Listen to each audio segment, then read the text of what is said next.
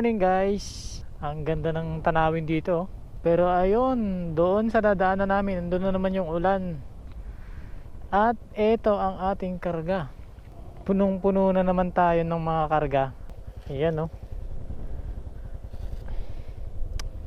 Tapos meron pang bag na dala. Noong pumunta tayo dito ng nakaraan, gaya ng pinag-usapan natin doon, nasubukan natin ang ating motard sa mga malulubak. At maganda naman ang performance ng kanyang mga suspension. At nang napadaan tayo doon sa mga lugar na mga maputik, yon ang talagang medyo parang alanganin tayo doon. Kasi yung ating mga gulong ay walang mga spike, kaya naman ramdam natin yung talagang dulas. At ngayon naman guys, meron naman tayong mga dala-dala. Medyo mabigat din itong aking mga dala. Dadaan ulit tayo dito sa mga malulubak na parte. Ikiramdaman natin kung kaya ng kanyang makina pagdating sa mga paahon. Pero tingin ko mukhang kayang-kaya naman eh. Kung sa mga pangkargahan, di ba? Maganda rin bang gamitin ang ating XRM 125. Ayan dito. Nice oh. Ito yung unang paahon.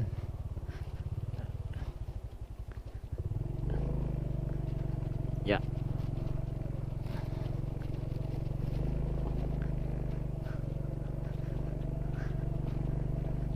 Sabi ko na eh, kayang-kaya.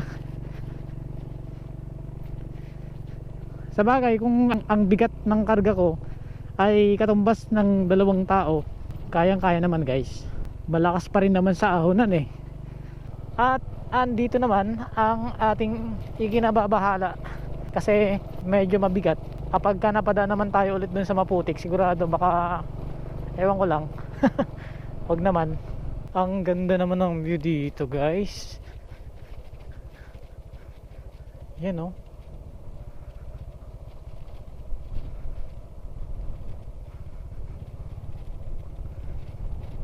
Ang sarap sa ice. Kaso yung daan lang talaga yung problema dito. Ito na yung mga bumibiyahing mga sasakyan dito. Ayan oh.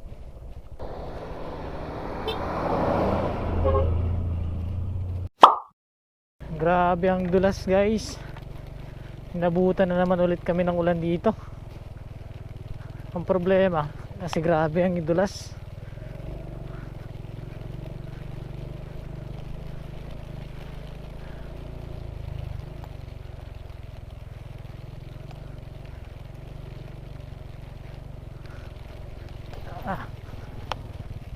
Grabe.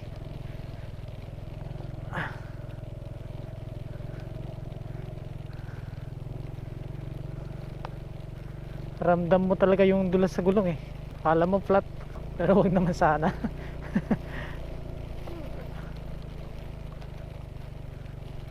Kahit na siguro may mga spike yung gulong na gagamitin mo kapag ka nandito ka sa ganitong daanan, no?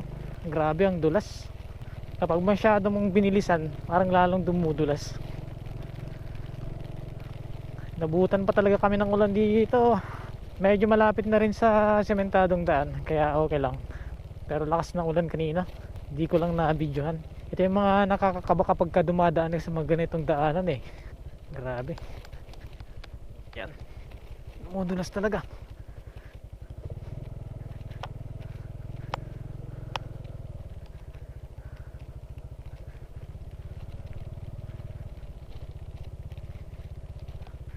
Parang tabingi yung takbo ko, yung sa ulan ko pag ganito.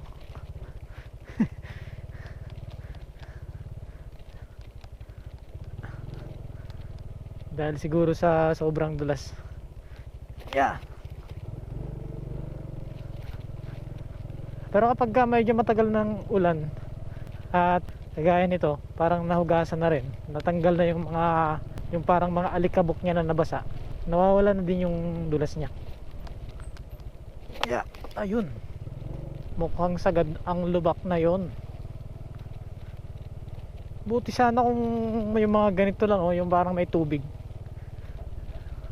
O yung medyo tuyo tulad nito, mukhang hindi madulas eh. Ayan, medyo malapit na rin tayo sa wakas sa sementado. Ito na ulit yung paakyat.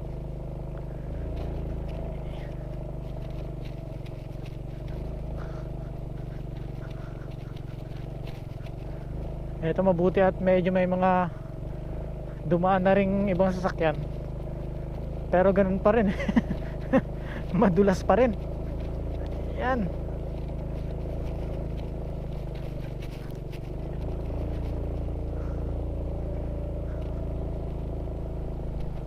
Oops. Buti pang dumaan dito sa mga basa, para sure na hindi madulas kasi basa. Yan. Ay, grabe.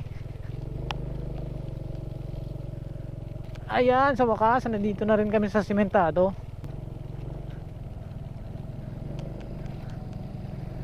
Ay, sa wakas. Ang sarap din mag-ride kapag ka ganito yung panahon, no? Kaso nga lang, buti kung meron kang dalang kapote. Pero kapag ka wala kang dala, nako, sigurado. Hindi naman tuloy-tuloy ang buhos ng ulan ngayon. Kaya lang ang problema, may mga part na medyo malakas yung buhos ng ulan. Bagaman may mga part na nadadaanan kami na walang ulan, pero kapag ka napadaan kami sa mga lugar na malakas yung ulan, sigurado basa. Ayan na naman ang ulan, guys. Mukhang tuloy-tuloy ang ulan dito. Yan, oh. Sana ay hindi masyadong mag-blurred itong aking camera. Grabe yung biyahe namin ngayon. Simula nang umalis kami, merong pakunti-kunti na ulan. At nung napadaan na kami doon sa mga lubak, umulan pa talaga.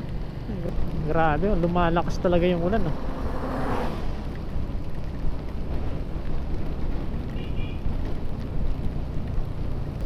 Ayaw ko rin magpabilis masyado ng takbo kasi meron akong kasama. Yan, nauna sila.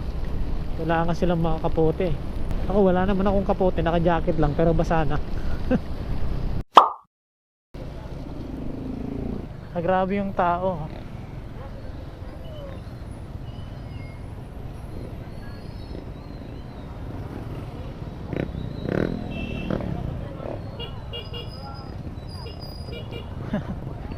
May checkpoint. Ayun.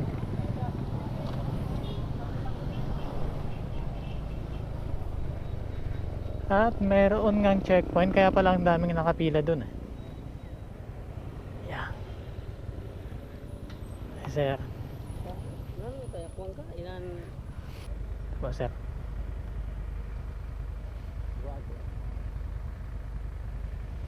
Salamat, sir. Ayun. Kaya pala ang daming pila doon. At natapos na rin ang kanilang checkpoint ngayon.